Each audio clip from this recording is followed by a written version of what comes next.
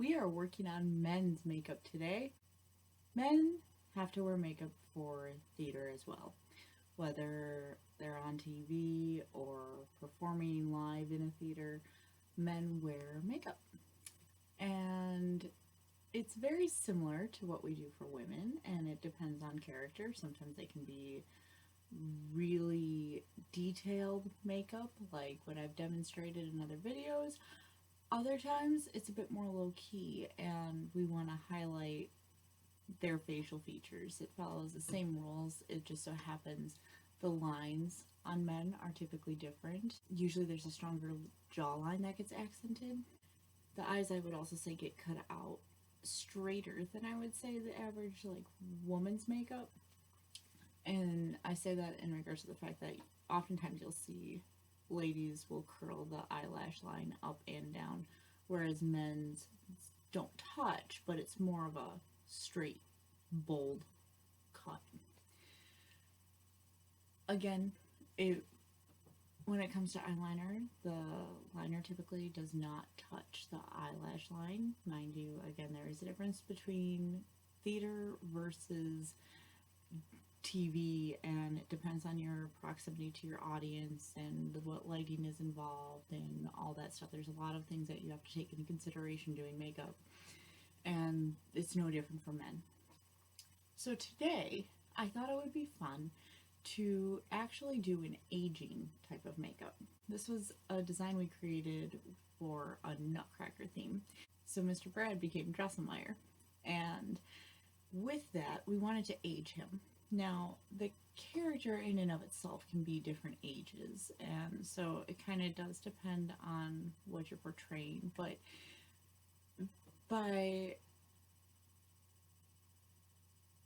expectation, he's a mystical person, and so he's usually someone that is a little bit older in years and has wisdom and just a presence about him.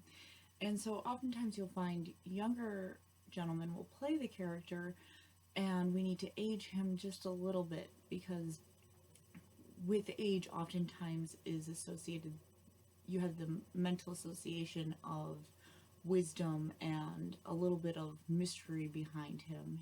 It's not uncommon if you find that the Drosselmeyer character wears an eye patch, things like that. So there's like a story for him, but we need to not tell his entire story. We need to have him presented in that character. So today we are going to be aging Mr. Brad and working on how to draw those lines and how to accent the eyes a little bit. And we're lucky enough that Mr. Brad actually has a beard, so we have already some facial hair that we don't have to worry about detailing. And so we're worried more about how the cheeks are going to be accented, how the forehead gets detailed, and the eyes. Especially when you're dealing with natural facial hair, there becomes a difference in making sure that you are actually able to see the eyes. And if you're drawing on facial hair, making sure that it's detailed to look like hair. I hope you enjoy today's video, and as always, if you have any questions, feel free to ask in the comments or PM us.